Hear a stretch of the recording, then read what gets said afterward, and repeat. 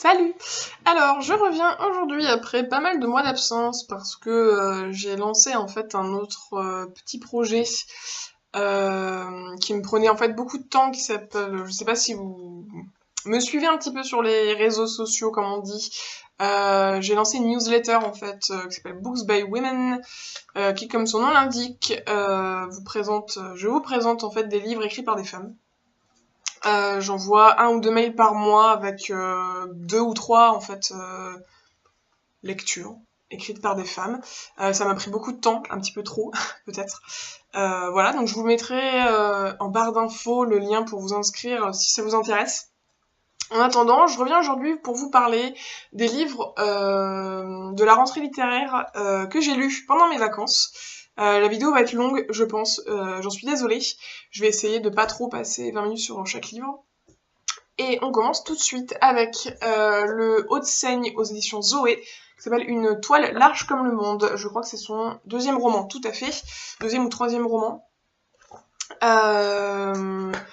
C'est un roman qui parle d'internet. En fait, plusieurs personnages qui ont chacun une vie dans leur coin, un emploi qui nécessite l'usage d'internet,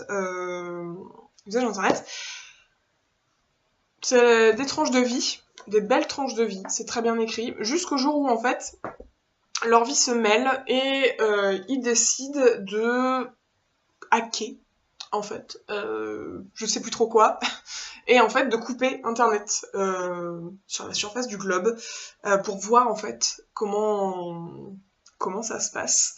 C'est vraiment vraiment très bien. Au début j'avais très peur parce que j'avais très peur que ça soit un roman très moralisateur, très internet c'est le mal.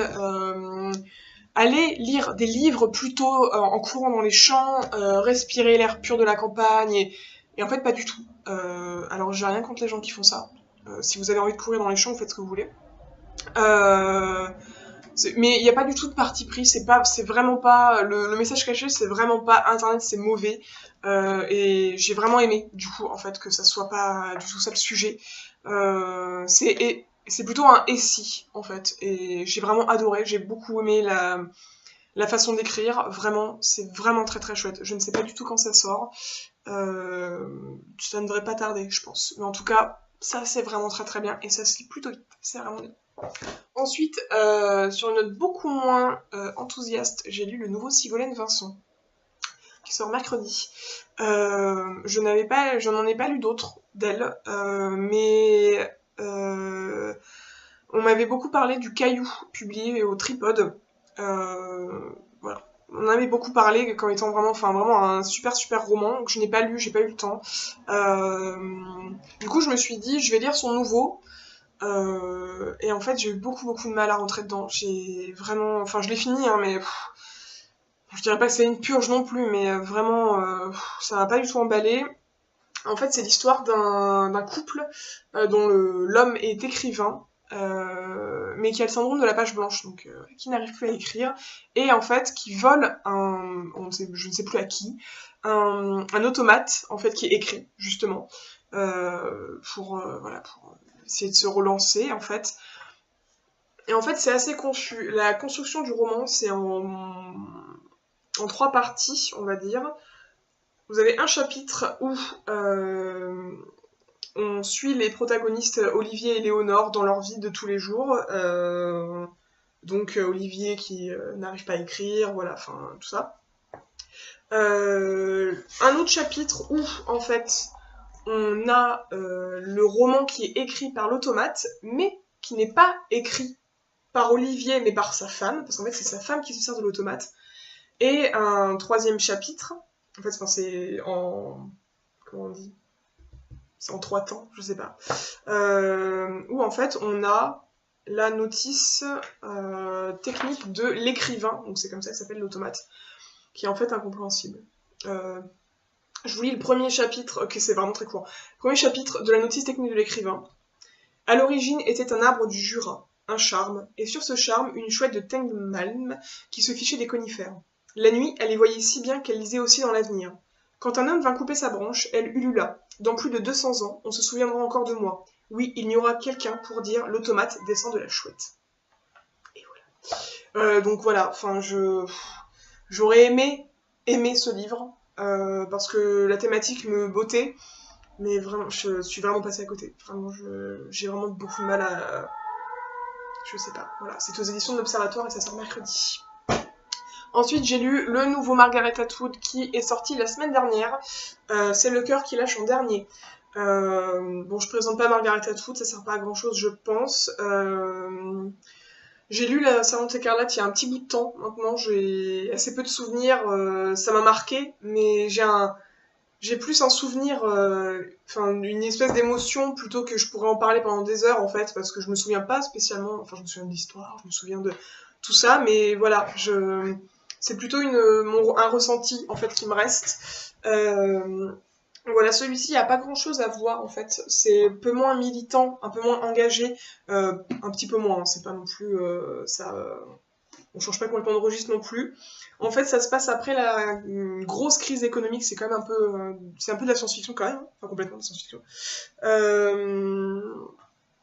Ça se passe donc voilà après une crise économique aux États-Unis. Un couple en fait se retrouve à la rue et ils vivent dans leur voiture jusqu'au jour où ils voient une pub en fait pour une entreprise qui s'appelle Consilience, qui en fait permet justement aux gens voilà dans le besoin de se redresser un petit peu, de s'en sortir en fait en leur offrant, leur louant en fait, enfin ils ne payent pas, une maison qu'ils ont encore un mois sur deux en fait, ils vivent tout à fait normalement dans cette maison, et l'autre mois en fait ils le passent à Consilience en fait en prison. Et effectue des tâches en fait pour cette boîte. Voilà, donc ça permet aux gens de se redresser en fait financièrement. Et voilà, donc ça c'est le postulat de départ. Après, il se passe plein de trucs. C'est vraiment vraiment pas mal. Vraiment, on passe un bon moment. C'est pas non plus super joyeux, la grosse marade, machin, mais c'est vraiment très bien. Vraiment vraiment très bien. Donc c'est chez Robert Laffont, en fait. Ensuite, j'ai lu, alors depuis beaucoup plus de temps, j'ai lu depuis plus longtemps le roman de Roxane Gay qui sort enfin en français début octobre, je crois, que donc je n'ai pas lu en anglais avant. Voilà, j'ai découvert les écrits de Roxane Gay parce que je la connaissais depuis plus longtemps, mais je n'avais jamais rien lu d'elle.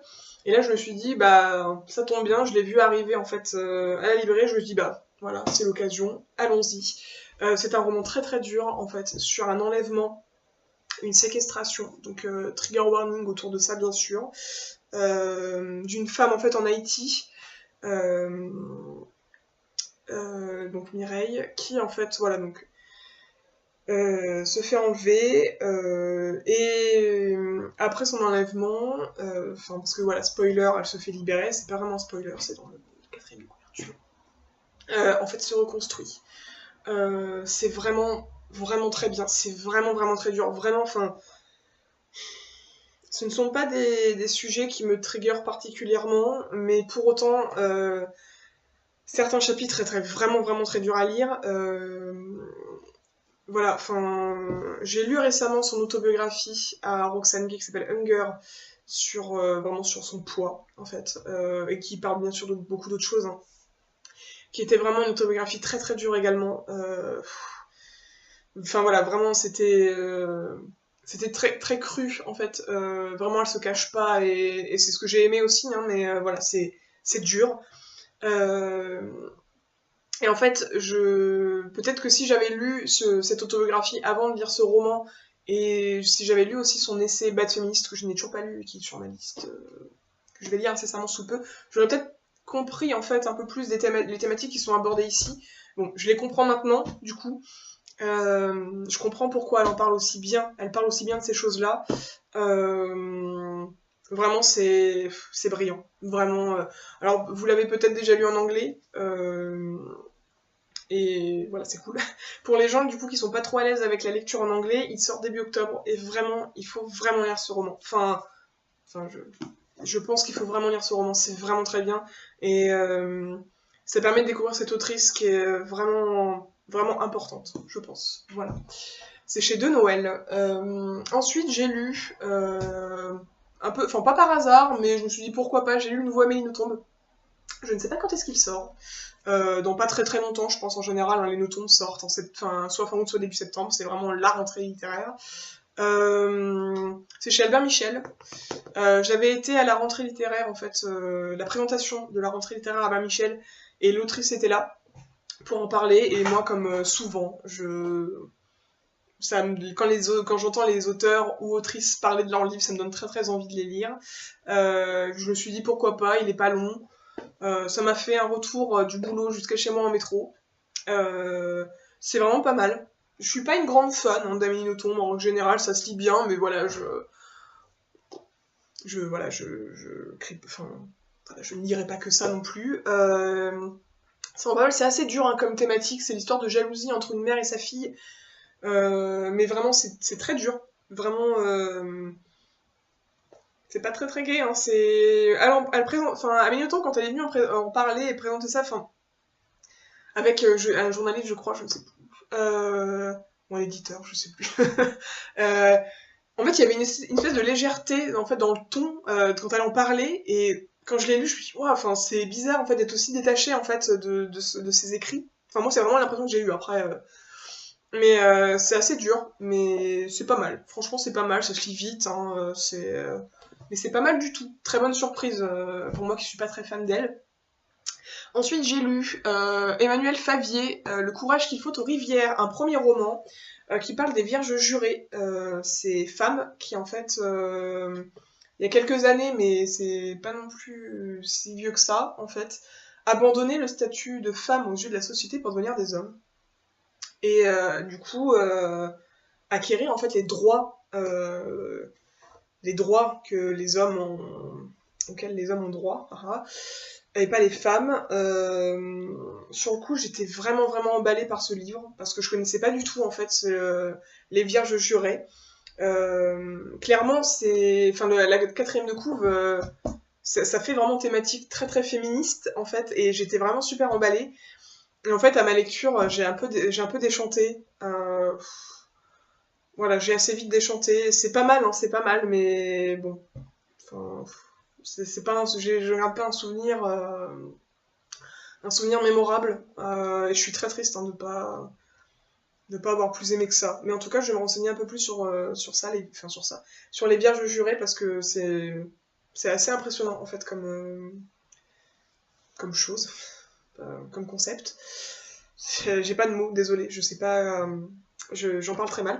Voilà, c'est pas mal, après c'est pas mal, ouais.